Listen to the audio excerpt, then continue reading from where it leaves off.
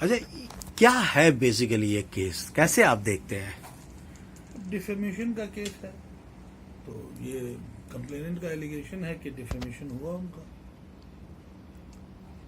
अब वो सूरत में कन्विक्ट हो चुके हैं। पटना में exactly same statement has been brought into question. We are saying that since he has been convicted at one place, he cannot be convicted at another place. Principle of double jeopardy is there. Article 20 of the Constitution, 300 CRPC. So that can't be done. That is our plea. That will be decided on 24th, whether the court finds it acceptable. तो 24 को जो है वो high court में case है। 24th को high court. क्या है एक्चुअली में 24? हाई कोर्ट में हमने ओरिजिनली 2019 में पूरे केस का ही क्वेश्चन फाइल किया था, quashing application to finish the case. But then after conviction in Surat, we have added a ground to it that since he has been convicted in Surat, तो यहाँ case नहीं चलना चाहिए। ये आपने गुजरात में जो फैसला आया उसके बाद आपने ये उसके बाद हमने इसमें एक एडिशनल ग्राउंड ऐड किया है। The petition is of 2019 itself. अगर फैसला पटना का पहले आ गया होता तो गुजरात के केस पर भी असर पड़ता है उसका? एक ही इशू के लिए एक ही मुद्दा जो एक बार डिसाइड हो गया और उसमें अगर किसी को सजा या रिहाई हो गई तो लीगल प्रोविजंस हैं कि दोबारा उसको उसी चीज के लिए पनिश नहीं किया जा सकता है। इसी का सहारा ले रहे हैं। तो जो राहुल गांधी के चाहने वाले हैं, उनका जो होप है, एज ए राहुल गांधी के वकील हैं आप, तो उनकी नजरें आप पर टिकी हुई हैं। आप कैसे, मतलब इस केस नजरें कोर्ट पे टिकनी चाहिए। कोर्ट पे टिकनी चाहिए, लेकिन फिर भी एज ए लॉयर आप कितना यकीन रखते हैं कि उस केस में क्या क्या? अगर मैं यकीन नहीं रखूंगा तो मैं वकालत कर नहीं पाऊंगा। तो मैं जो पॉइंट्स आपको बोल रहा हूँ उस पर मुझे पूरा यकीन है। प्रश्न ये है कि कोर्ट उस पर कितना यकीन करती है। तो ये मतलब ऐसी संभावना है कि राहुल गांधी को खुद स्वयं फिजिकली प्रेजेंट ना हो। 24 तारीख को अगर हमें कोई स्टे मिल गया तो 25 को वो हाजिर नहीं हो पाएंगे, होने की जरूरत नहीं है। 24 को स्टे ना मिला तो 25 को हाजिर होना पड़ेगा। अरे, ये जो गुजरात कोर्ट का जो फैसला है, इसके विपरीत फैसला भी पटना से आ सकता है क्या? ऐसे कुछ कानून में कुछ बिल्कुल कानून की वो तो कोर्ट के सामने क्या प्लीड करते हैं, कोर्ट के क्या ओपिनियन है, दोनों तरह के फैसले आ सकते थे। वहां भी रिहाई हो सकती थी, यहाँ भी रिहाई हो सकती थी। Court to court it does vary. तो क्या मैसेज देंगे? मैं मैसेज कुछ नहीं दूंगा कि क्या होप रखें आप? High hopes. 90% संभावना है कि परसेंटेज का कहाँ कोई खेल है sir. Is totally on the court. Totally on the court. लेकिन फिर भी मान के चलें कि हो सकता है 24 को राहत मिल जाए तो 25 को उनको फिजिकली ना आना पड़े। हमें बहुत प्रसन्नता होगी अगर राहत मिल जाए। So thank you very much. Thank you sir.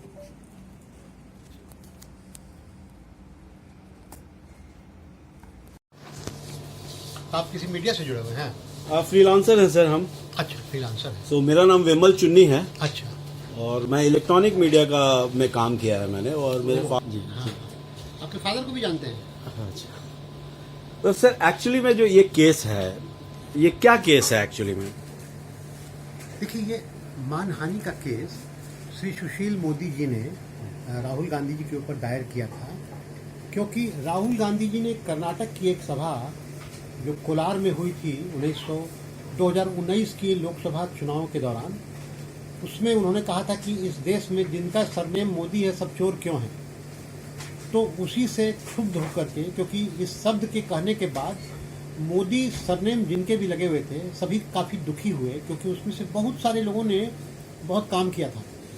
तो यहाँ पर सुशील मोदी जो बिहार के भारतीय जनता पार्टी के एक सर्वमान्य नेता हैं, पूर्व मुख्यमंत्री रहे हैं, क्योंकि उनका सरनेम भी मोदी था, तो वो बड़ा प्रताड़ित महसूस किए, क्योंकि लोग, उनको लगा ऐसा कि लोग उनको हास्य का पात्र बना रहे हैं। तो इसलिए उन्होंने भी राहुल गांधी के ऊपर पटना में एक मानहानि का मुकदमा दायर किया था, आपराधिक मुकदमा, जिसमें कि 2019 में ही राहुल गांधी जी को समन हुआ। उसके बाद राहुल गांधी जी पटना आए, उन्होंने आके अपनी जमानत ली और तब से ये मुकदमा आगे बढ़ गया। और अब सारी गवाही जो वादी सुशील मोदी जी हैं उनकी ओर से संपन्न हो गई, जिसमें गवाह थे पूर्व मंत्री नितिन नवीन जी, आपके एमएलए बीजेपी के पटना दीघा के संजीव चौरसिया जी और अन्य कई लोग। उनकी गवाही के उपरांत अब अभियुक्त जो राहुल गांधी है इस मुकदमे में, उनको बुलाया गया था 12 तारीख को। उसके पहले भी बुलाया गया था कि वो हाजिर हों और अपना बयान दें, और अगर उनको अपने साक्ष्य के रूप में कुछ देना है, किसी को बुलाना है अपने बचाव पक्ष की तरफ से, तो वो बताएं। लेकिन उस दिन राहुल गांधी नहीं आए और उनके वकील ने खड़े होकर कहा कि आज वो व्यस्त हैं, आज आने में उनको तकलीफ है, इसलिए 25 तारीख के लिए उन्होंने कहा कि वो आएंगे।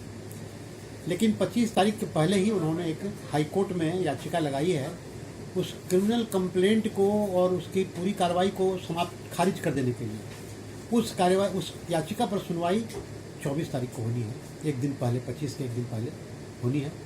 अब देखिए आने वाला समय बताएगा कि क्या होगा। लेकिन इस बीच में जो घटनाक्रम हुआ है महत्वपूर्ण, गुजरात में हो गया है, जहां की राहुल गांधी जो अपने पार्लियामेंट्री सीट से डिस्क्वालीफाई हो गए थे, उसके खिलाफ उन्होंने याचिका लगाई थी कन्विक्शन को स्टे कराने के लिए। जो उन्हें वहाँ दंड दिया गया है कोर्ट के द्वारा, उसको रोकने के लिए याचिका लगाई थी, जो कल खारिज हो गई है।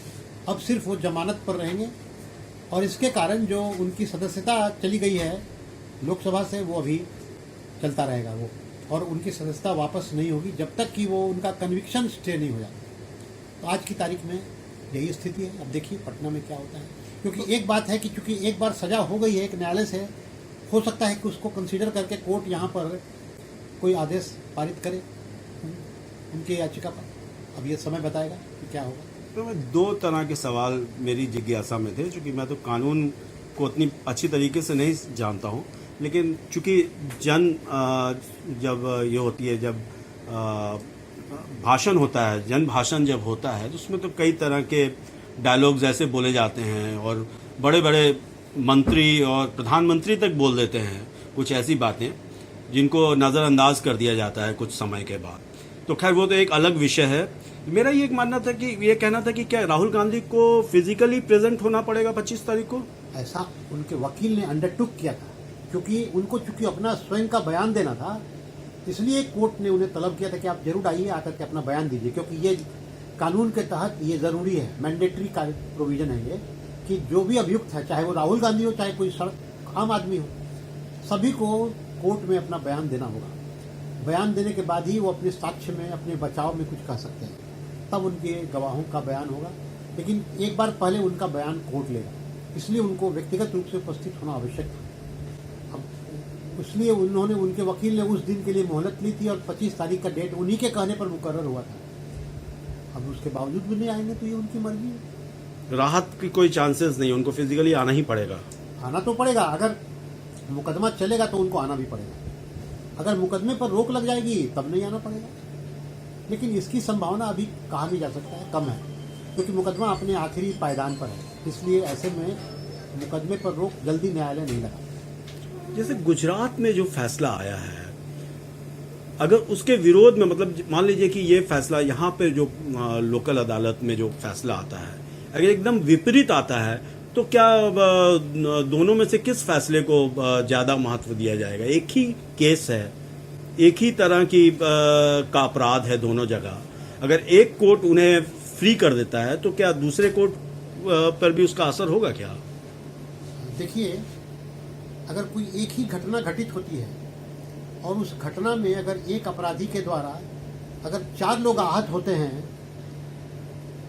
अलग अलग, तो चारों को अधिकार है उनके खिलाफ मुकदमा करने का। अब आप मान लीजिए कि कोई एक घटना होती है, एक व्यक्ति को कोई दूसरा आदमी आहत कर देता है या उसको गोली मार देता है और फिर वहाँ से वो भागता है, तो जिसको गोली मारता है पहले, वहाँ पर उसके खिलाफ FIR दर्ज होता है और वहाँ से 100 किलोमीटर भाग के वो जाता है और वहाँ फिर कोई उसको पकड़ने की कोशिश करता है पुलिस वाला, वो उस पर भी गोली चला देता है। तो दोनों अपराध दोनों आदमियों के लिए अलग अलग हुआ। जिन लोगों के लिए उसने अपराध कारित किया है वो अलग अलग घटना हो गई। तो यहाँ भी अगर आपने किसी के बारे में कुछ ऐसी बात कही है जो व्यक्तिगत रूप से उसे नुकसान पहुंचा रही है, तो जितने लोग जिनको नुकसान पहुंचता है उनको ये अधिकार है कि उसके खिलाफ एक्शन ले सकते हैं। तो यहाँ पर घटना अलग अलग लोगों के लिए अलग अलग हो गई है। ऐसे ये बड़ा ही डिबेटेबल इशू है, इतना आसानी से इसका जवाब देना मुश्किल है कानून में। अभी एक घटना मैं आपको बता रहा हूँ, रांची में भी राहुल गांधी के खिलाफ केस हुआ है। तो राहुल गांधी रांची भी गए थे और वहाँ भी उन्होंने कहा कि सारे मोदी चोर हैं, जबकि वहाँ पर एक वकील हैं, उन्होंने उन पर मुकदमा किया है जिनका परिवार इसी सरनेम का है, मोदी सरनेम का, और उन्होंने स्वतंत्रता संग्राम के बाद अपना एक घर दान कर दिया था। और देश में कांग्रेस के सारे बड़े बड़े नेता वहाँ आकर ठहरते थे, जिसका नाम कांग्रेस भवन हो गया है। तो आप बताइए, उन्हें तकलीफ नहीं होगी कि सारे मोदी चोर आप बता दिए? तो वो व्यक्ति जिसने जीवन भर सेवा की देश की, जिसने कांग्रेस को अपना घर दे दिया, आप उनको भी अपनी लपेटे में ले लिया आपने। तो इस तरह का बयान किसी नेता के लिए उचित नहीं है। राजनीतिक बयान आप दे सकते हैं, लेकिन व्यक्तिगत स्तर पर उतर के किसी के बारे में बयान देना, ये आपकी मेंटल इमेच्योरिटी को दिखाता है। आप इमेच्योर व्यक्ति हो, ऐसा किसी नेता को नहीं कहा जाता। आप उनके खिलाफ करप्शन का चार्ज लगा सकते हैं, एलिगेशन लगा सकते हैं, आप उनके खिलाफ कोई राजनीति का गलत करने का आप बात कर सकते हैं, लेकिन व्यक्तिगत रूप से कि ये खराब है, ये बड़ा मुश्किल है। ऐसा नहीं होना चाहिए। Thank you very much sir. धन्यवाद।